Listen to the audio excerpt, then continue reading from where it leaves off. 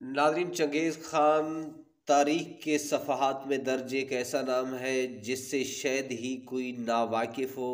ان کی ظلم اور بہادری کی کہانیاں دنیا بھر میں مشہور ہیں۔ ان کی فوجیں جس علاقے سے گزرتی تھیں اپنے پیچھے بربادی کی داستان چھوڑ جاتی تھیں۔ کہنے کو تو وہ منگول حکمران تھے، لیکن انہوں نے اپنی تلوار کے زور پر ایشیا کے ایک بڑے حصے پر قبضہ کر لیا تھا۔ تاریخ میں اتنے بڑے حصے پر آج تک کسی نے قبضہ نہیں کیا۔ دنیا بھر میں جتنے بھی بڑے مہاراجا، سلطان یا بادشاہ رہے، ان کے مرنے کے بعد بھی مقبروں کی شکل میں ان کے نشان باقی رہے۔ یہ مقبرے شاید اس لیے تعمیر کیے گئے کیونکہ وہ چاہتے تھے کہ لوگ انہیں ہمیشہ یاد رکھیں۔ لیکن حیرت کی بات ہے کہ چنگیز خان نے اپنے لیے ایک عجیب سی وصیت کی تھی۔ وہ نہیں چاہتے تھے کہ اس کی موت کے بعد اس کا کوئی نشان باقی رہے، لہٰذا انہوں نے اپنے ساتھیوں کو حکم دیا کہ انہیں کسی گمنام جگہ پر دفنایا جائے۔ وصیت کے مطابق ایسا ہی کیا گیا۔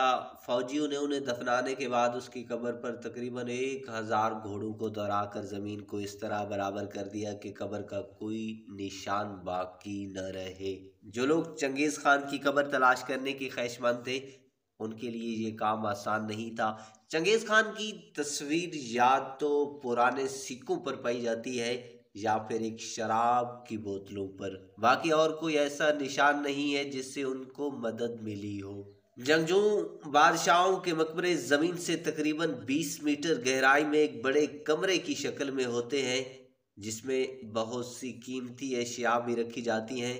اس میں چینی، قیمتی جواہر اور روم سے حاصل کی گئی شیشے کی بہت سی چیزیں شامل ہوتی تھیں۔ مانا جاتا ہے کہ چنگیز خان کی قبر میں بھی ایسی ہی قیمتی چیزوں سے لبریز ہوگی جو اس نے اپنے دور اقتدار میں جمع کی ہوگی۔ ناظرین، تاریخ میں ایک جگہ یہ بھی ملتا ہے کہ جب چنگیز خان کا انتقال ہوا تو مرنے کے بعد اس کی لاش کو چھکڑے میں لاد کر سراہے گوبی کے پار اس کے مرکزی شہر لایا گیا۔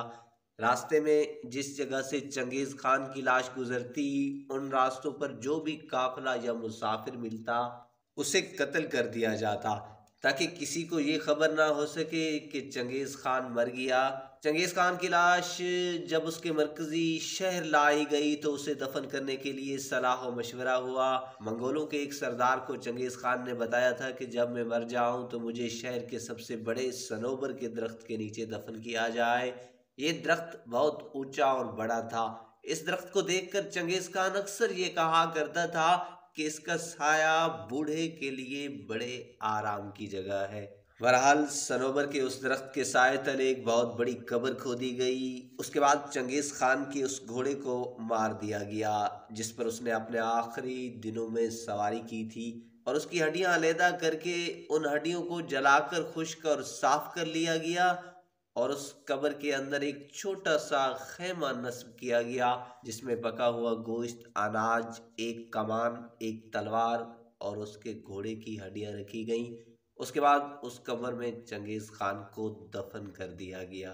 بہرحال چنگیز خان جو دشمن کو شکست دے کر ان کے سروں کے مینار تعمیر کرنے کا شوقین تھا اور دشمن کے سروں کی کھوپڑیوں کے پیالے بنا کر ان میں شراب پینے کا عادی تھا، اپنے انجام کو پہنچ گیا تھا۔